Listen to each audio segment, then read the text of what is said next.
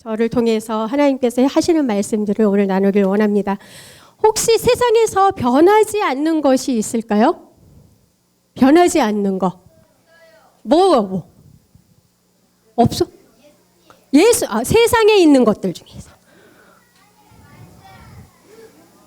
하나님의 말씀은 변하지 않죠. 우리 GHC 자녀들은 역시 세상에서 변하지 않는 거는 없는 것 같아요. 혹시 우리 친구들 이게 뭔지 아세요? 꽃. 꽃인데 이게 뭐냐면은 란타난이라는 꽃이에요. 네, 난에서 피는 꽃인데 란타난이라는 꽃인데 이 꽃은 심지어 시간이 지남에 따라서 색깔이 변한대요. 신기하죠? 그래서 이 꽃을 칠변화라고도 부른다고 합니다. 참 신기한 꽃인데 한번 찾아보세요. 그럼 여기서 질문. 사람은 변할까요? 변하지 않을까요? 변해요?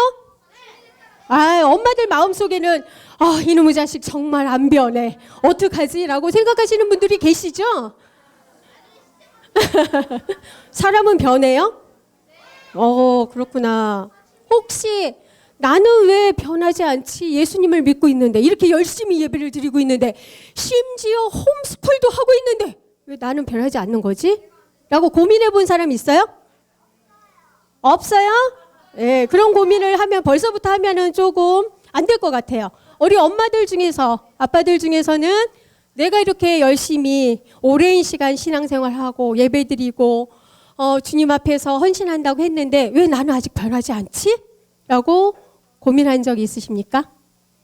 전 가끔 해요. 욱하는 게 나올 때마다 나는 왜 아직도 이런 마음들이 있는데, 예수님을 믿으면 인생이 변화한다고 했는데 나는 아직 왜 그대로일까?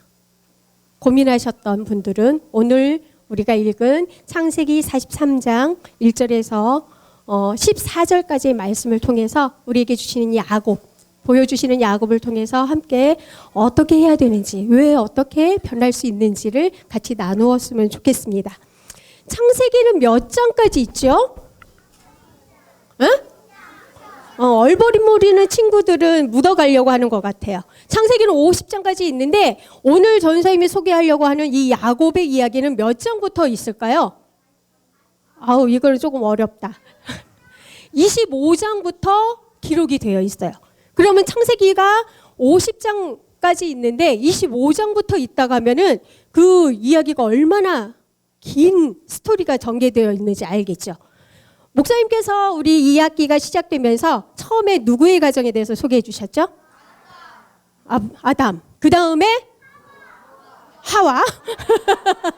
노아의 가정. 세 번째, 지난주는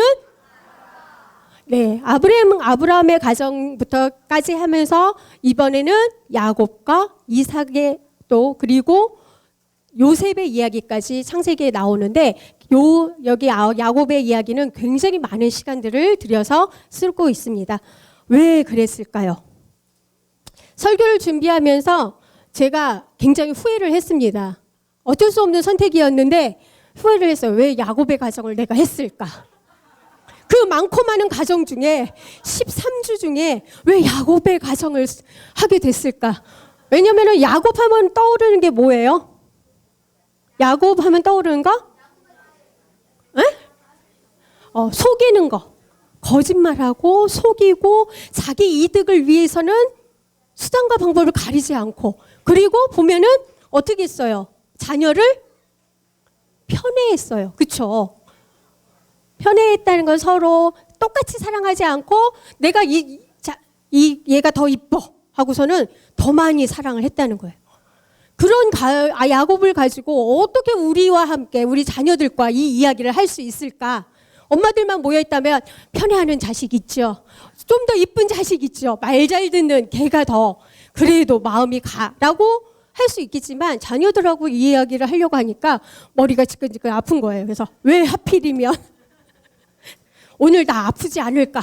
막 이런 고민까지도 했는데, 묵상을 하면서 이 창세기 말씀을 25장부터 야곱의 일생을 쭉 묵상하면서 거기서 하나님께서 제게 하시는 말씀은 바로 너다 라는 말씀을 하시더라고요. 그래서 제가 오늘 이 자리에 쓴 것 같습니다. 야곱은 이기적이고 탐욕 많은 사람이었습니다. 그리고 양보라고는 조금도 몰랐던 사람입니다. 자기의 목표를 달성하기 위해서는 수단과 방법을 가리지 않았던 이 야심만만한 사람 야곱. 속이고 사기치고 도피하던 야비하고 치사한 사람 야곱을 그 야곱이 과연 변화될 수 있었을까요? 야곱의 가정은 변화될 수 있었을까요? 어땠을 것 같아요? 네? 변화될 수 있으니까 제가 오늘 이 자리에 섰지 않겠습니까? 성경에 나타난 야곱의 마지막 모습은 분명 변화되어 있는 야곱이었습니다. 이것은 야곱 자신의 노력과 능력으로 된 것이 아니고 야곱 개인의 승리가 아니라 그러한 치사하고 야비한 그를 끝까지 포기하지 않고 고집스러운 사랑과 기대로 계속 그에게 찾아오신 하나님, 묵묵히 바라보시면서 기회를 주신 하나님의 사랑과 은혜로 변화될 수 있었던 것입니다. 그런 하나님과 함께 우리의 가정도 야곱의 가정처럼 야곱처럼 변화되기를 원하십니까? 네, 그러면은 오늘 변화된 야곱의 가정을 통해서 우리 가정에게 원하시는 하나님의 레슨을 한번 살펴보길 원합니다. 하나님이 우리 가정을 통해서 우리 가정은 어떻게 해야지 변화되기를 원하시는지, 우리 가정이 지금 이 시간, 이 순간 어떻게 하길 원하시는지 한번 우리가 다 같이 읽어보도록 하겠습니다. 첫 번째, 1, 시작. 아멘. 가진 것에 만족하는 가정이 되어야 됩니다. 오늘 말씀을 한번 읽어볼까요? 시작. 그 땅에 기근이 심하고 그들이 애굽에서 가져온 곡식을 다 먹음에 그 아버지가 그들에게 이르시되 다시 가서 우리를 위하여 양식을 조금 사라. 네, 이스라엘 땅에 심하게 기근이 들어서 야곱의 식구들에게 먹을 양식이 떨어졌습니다. 그냥 한두 명이면은 그 어떻게든 해보겠지만 야곱의 딸린 식구들은 어마무지했어요. 70명이 더 넘는 그런 인원이었어요. 그래서 야곱은 자녀들에게 하는 수 없이 애굽으로 가서 양식을 조금 더 사오라고 이야기합니다. 그러면서 자녀들에게 무엇이라고 했습니까? 마지막에 보면은 양식을 어떻게 하라고요? 조금 사오라. 야곱은 굉장히 자기 것을 챙기는 사람이었다고 앞에 얘기를 했는데, 그렇다면 그 야곱의 성격상 어떻게 했을 것 같아요? 심부름을 시킬 때 가서 많이 사와라. 그래가지고 우리가 먹고도 부족함이 없도록 너희들의 최선을 가져올 수 있을 만큼, 살 수 있을 만큼 사와라 라고 하지 않았을까요? 그런데 여기에서 보니까 말씀에서는 조금 사오라고 하고 있습니다.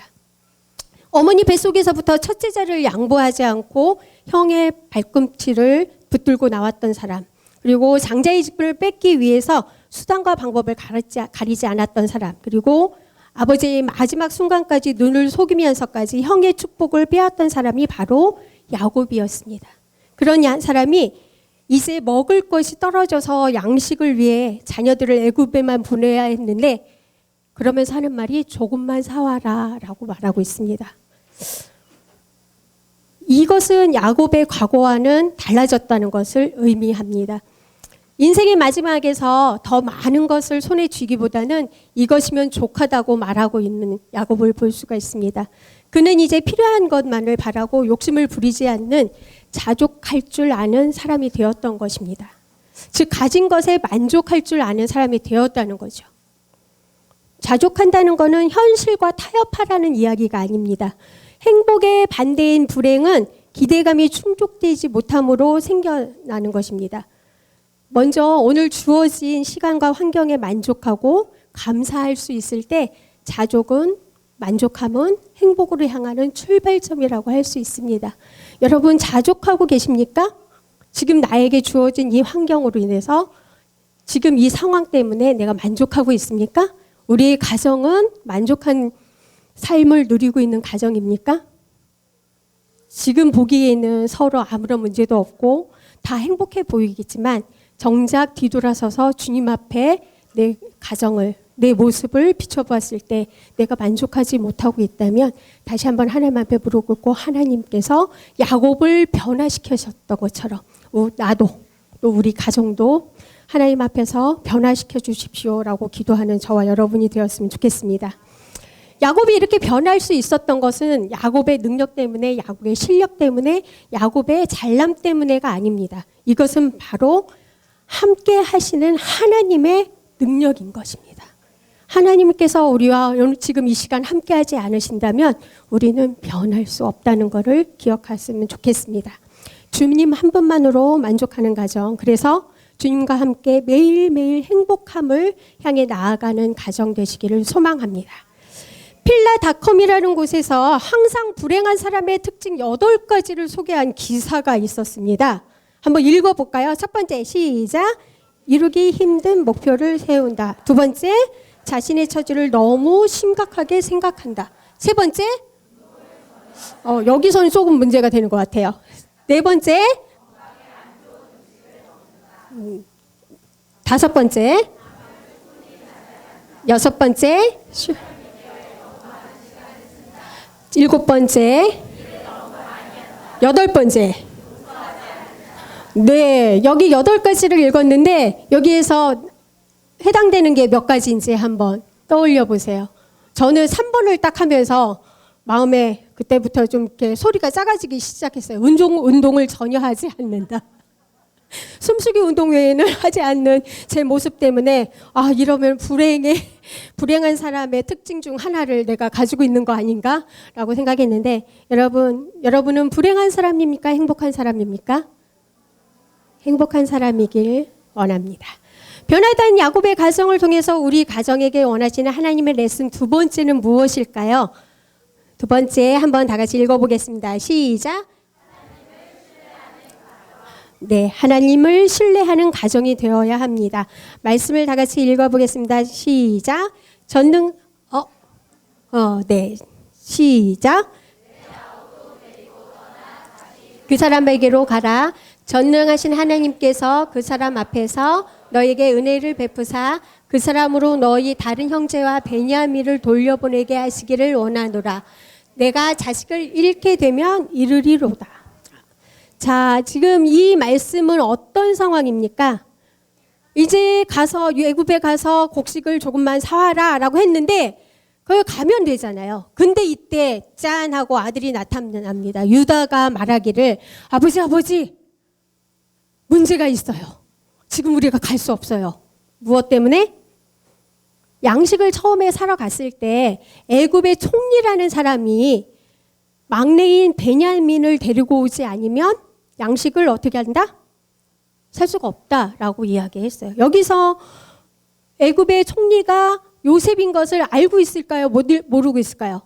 모르고 있으니까 이제 그 말을 듣는 순간 야곱이 두려움이 생기기 시작합니다. 베냐민을 너무너무 사랑하고 있었는데 베냐민을 데리고 가서 애굽의 총리가 어떤 사람인지 모르니까 베냐민을 붙잡고 안 좋은 상황까지 만들면 어떡할까라는 고민에 휩싸이게 됩니다. 그래서 그러면 예전의 야곱을 생각한다면 어떻게 해야 될까요? 여러분 같으면 어떻게 하시겠습니까? 양식은 없어. 근데 너무너무 사랑하는 이 아들을 데리고 오라고 해. 그 앞에는 어떤 일이 벌어질지 상상할 수도 없어요. 그럴 때 여러분들은 어떤 선택을 하시겠습니까? 밥을 안 먹어요. 밥을 안 먹으면 큰일 날 것 같은데. 이 야곱은 어떤 선택을 했는지 다시 한번 14절 마지막 부분을 제가 쉬운 성경으로 읽어드리겠습니다. 내 아들을 잃어도 어쩔 수 없다. 야곱 그 이전의 야곱을 생각했을 때 있을 수 있는 일일까요? 사랑하는 아내를 얻기 위해서 7년을 일하고 속았다가 다시 한번 포기하지 않고 어떻게 했어요? 내가 갖고 싶은 걸 위해서 또 7년을 힘써서 자기가 갖고 싶은 것을 쟁취했던 야곱입니다. 근데 사랑하는 아들 베냐민을 데리고 오라는 말에 내 아들을 잃어도 어쩔 수 없다라고 하면서 자녀들을 애굽으로 보냅니다. 어머님 뱃속에서부터도 양보하지 않고 사랑하는 여인을 위해서 기꺼이 희생했던 그 야곱이 양보라는 것은 그와 어울리지 않는 그 야곱이 오늘 이뤄도 어쩔 수 없다라고 할 수 있을까요? 그것은 포기하는 것이 아니라 야곱이 고백대로 전능하신 하나님에 대한 신뢰에서 나온 믿음이라고 합니다. 믿음입니다. 연약하고 허물 많은 이러한 야곱의 삶에 변화된 것은 하나님께서 하나님 되심을 드러내는 스토리입니다. 그래서 하나님은 시편 146편 5절에 보면 조금도 주저하지 않으시고 이렇게 말씀하고 있습니다. 야곱의 하나님을 자기 도움으로 삼는 자는 복이 있도다. 아멘. 그렇다면 여기서 우리는 의문이 생깁니다. 이전까지의 삶에서 야곱은 하나님이 전능하시다는 사실을 경험하지 못했을까요? 어땠을 것 같아요? 야곱의 일생이 굉장히 지금 25장부터 쭉 해서 지금 페이지, 성경으로 나온 페이지만 해도 43장까지 제가 지금 하는 거니까 이제까지 신실하신 하나님을, 능력의 하나님을 경험하지 못했을까요? 어땠을 것 같아요? 하나님을 알고 하나님 앞에 나아갔던 그런 야곱이잖아요. 35장에 보면 베델로 올라가서 하나님이 하나님 앞에 예배하라고 하니까 가족들에게 모두 선포하고 베델에 가서 하나님을 예배했던 사람이 야곱이잖아요. 근데 왜? 야곱은 하나님의 전능하심을 이미 알고 있었어요. 그런데 문제는 머리로만 알고 있었지 그의 삶 속에서 진정한 하나님을 경험하지 못했던 것입니다. 만약 그가 전능한 하나님을 경험했다면 지금이 아닌 이미 젊었을 때 인생이 변하지 않았을까요? 속이는 삶을 살지도 않았을 겁니다. 사기칠 필요도 없었을 거라 생각합니다. 그래서 내 삶 속에서 하나님을 경험하는 것이 정말 중요한 것입니다. 우리 가정에 하나님을 경험하는 것이 정말 중요하다는 말을 하고 싶습니다. 우리 홈스쿨 자녀들은 성경 말씀도 많이 암송하고 있습니다. 매일 물맷돌 돌리느라 늦은 새벽 시간까지 잠자는 시간을 제외하고는 카톡 물맷돌이 딸그락딸그락 돌아가고 있습니다. 큐티를 강조하고 있습니다. 가정 예배를 강조하고 있습니다. 그리고 성품 훈련도 하고 있습니다. 우리 그라마티카는 성품 실천표에 스티커를 붙여가면서 이렇게 성품 실천을 하기 위해서 매일매일 노력을 하고 있습니다. 제가 일부러 개인 프라이버시를 존중해 주기 위해서 조그맣게 보이지 않게 누구 건지 알아맞히지 못하도록 이렇게 했습니다. 거짓말을 하지 않아요 라는 실천 내용을 써놨더니만 어떤 자녀는 스티커를 못 붙여서 너는 왜 스티커를 안 붙였느냐 라고 했더니만 동생한테 모기가 없는데 저기 모기 있다 이런 장난을 쳐서 거짓말을 했기 때문에 못 붙였다고 하는 그런 깜찍한 이야기도 있었습니다. 이렇게 성품 훈련도 매일매일 하는데 왜? 이 모든 것이 그때뿐이고 지지에서 끝나면 야곱처럼 전능하신 하나님을 만날 수 없다는 것입니다. 바로 야곱과 같이 우리의 삶에서 하나님을 전적으로 신뢰하지 못하고 그저 살아가는 머리 큰 그리스도인이 된다는 것이지요. 그러한 삶을 살아가면 결국 앞에서 이야기한 것처럼 만족하지 못하고 항상 불안하고 불행한 삶을 살아가는 것입니다. 여러분, 만족한 삶을 살아가고 계십니까? 행복한 삶을 살아가고 계십니까? 그럼 다시 한번 질문하겠습니다. 전능하신 하나님을 만나셨습니까? 아니요. 어떡하지? 여러분, 하나님을 전적으로 신뢰하기 위해서 오늘도 말씀대로 살아가고 계십니까? 하나님을 전적으로 신뢰하고 만족하며 자족하며 살아가기를 원하십니까? 그렇다면 오늘 이 시간 하나님 앞에 내 모든 것을 내려놓고 하나님, 나의 주인이 되어주세요. 하나님, 나의 주인이 되어주세요. 라고 고백할 수 있는 저와 여러분이 되었으면 좋겠습니다. 우리 자녀들이 고백했으면 좋겠습니다. 하나님, 나의 주인이 되어주세요.